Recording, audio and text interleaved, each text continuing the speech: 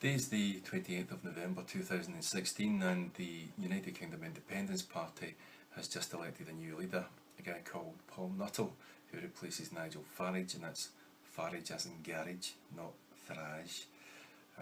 This new one, Paul Nuttall, he is a man who said that he thinks Scotland's democratically elected First Minister Nicola Sturgeon should be thrown under a horse to celebrate Pankhurst Day.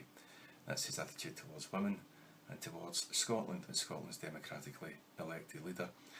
This is a man who now leads a far-right, homophobic, racist political party that doesn't want to see the United Kingdom independent and wants to see what he considers as a return to the good old days, the days when Britain was great and you know the world was dominated by the British who liberated and brought freedom to all these people who didn't know any better, you know the type, the non-white types.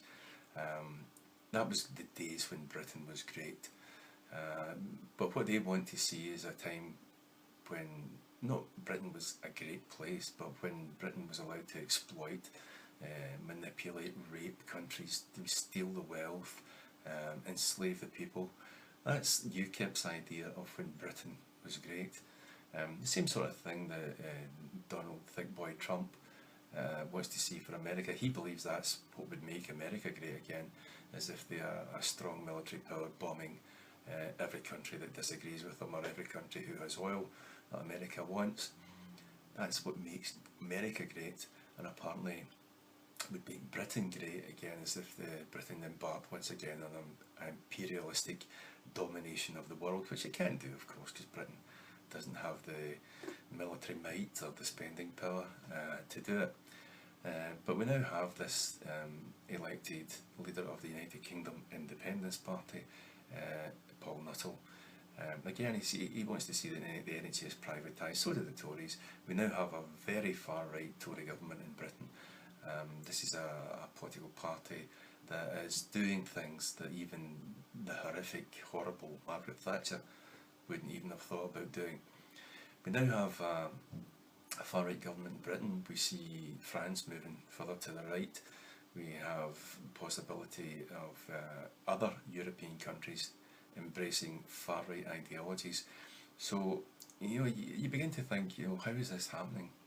How are people going to the ballot box and electing far-right leaders with policies that don't represent the interests of the people?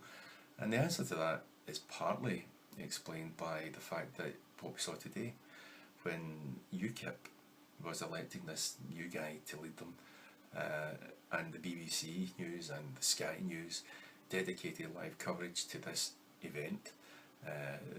We had probably about 45 minutes in total, live, uninterrupted broadcast across the nations of the so-called United Kingdom. Uninterrupted propaganda for this right-wing fascist organisation. And the BBC and Sky should be ashamed of themselves. There's no way you can justify giving that amount of time to a political party which has one MP elected across the whole of the so-called United Kingdom. And it's about time, I think, that we in Scotland began to open our eyes and see the propaganda that passes for news in the so-called United Kingdom. We in Scotland have a national news broadcast to us from the capital of another nation. The London-based BBC National News comes into our living rooms every night. We're told the news that they want us to have, which is quite often news about a political party, a government we soundly rejected at the ballot box. They only have one MP in Scotland, this Conservative Party, and yet they govern Scotland because they can do that while we remain part of the United Kingdom of Great Britain and Northern Ireland. So every night we have a national news from the capital city of another nation telling us that this government we didn't elect is going to do this, is going to do that, it's going to affect our lives in this way, it's going to crush so many decent people who happen to find themselves without a job. This is a very, very right-wing government. We didn't elect it in Scotland, but we have it imposed on us because we remain part of the British Union. It's time that we said no, no more. Come on, Scotland, get off your knees. Start taking responsibility for yourself. Start taking decisions for yourself. Start making rules, laws and government for the people here in Scotland, in the interests of the people here in Scotland. We have a Scottish Government, of course, at Holyrood, but they have so limited powers. It's not, they don't have powers over income tax, they don't have powers over the social security system, they don't have powers over taxation. It's the Scottish Government is trying to do the best it can with the very limited resources it's allowed to have and the very limited powers it's allowed to have. So let's be a normal nation. Let's say, come on Scotland, it's time to stand up and be a real nation. Look after your own affairs. Take your place in the world. Play a role in the world. But stop looking as if you can't do it. Stop believing you can't do it, because you can. You can. Scotland is a nation. It's one of the oldest accepted nations in the world, dating back to 1320, when the Pope accepted the Declaration of Arbroath as the right of the Scots to exist as an independent nation. In those days, the Pope was basically the United Nations. So from 1320, Scotland has had the right to exist as an independent nation. We haven't taken the option of once again establishing ourselves as an independent nation. We had the chance in 2014, we came close. The next time we get a chance, we will take that chance, and Scotland will once again be an independent country. But that's no, let's make Scotland great again. Let's make Scotland a nation again. Let's look after the people of Scotland. Let's govern in the interests of the people of Scotland. There's only one way to do that. We're not going to have a revolution.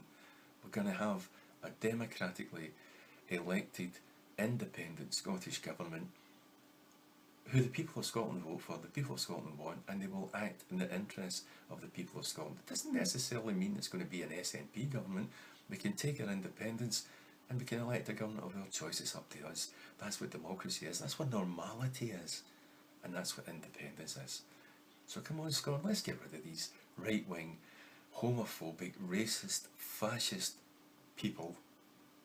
Keep it at people. Down in England and in America and across Europe, who seem to want to re-establish borders and re-establish days when imperialism ruled and the country with the biggest army dominated everyone else. That's not what we want. Let's have an integrated, free country where people are welcome from wherever they come. It's not where they come from, it's where we're going together. Let's build a Scotland that's going to work for the people of Scotland. Let's take our independence, Let's be normal.